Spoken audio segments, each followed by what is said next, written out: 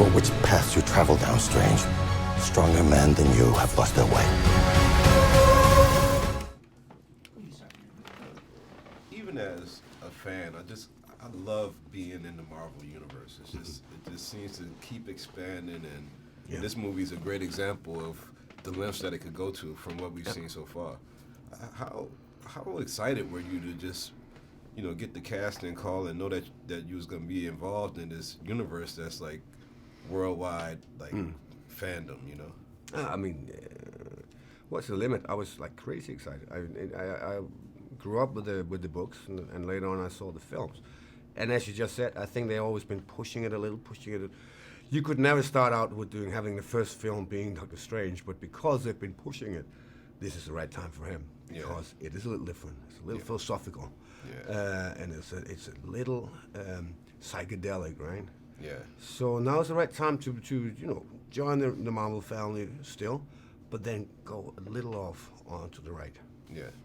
One of the big points in the story is the trip to Comertage and trying to find healing for the powers that he lost as a surgeon.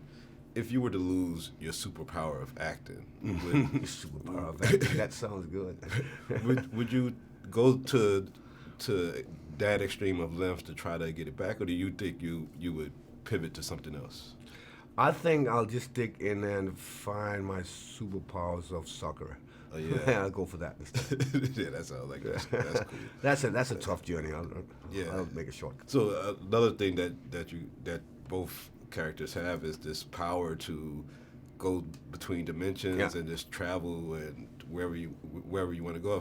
What would be on your itinerary if you could just kind of go wherever I want to go? Wave your hand and go through a circle and be there. At the present? Yeah. Yeah, I mean, I actually talked about that before. There's a real cool game between Barcelona and Real Madrid coming up real soon.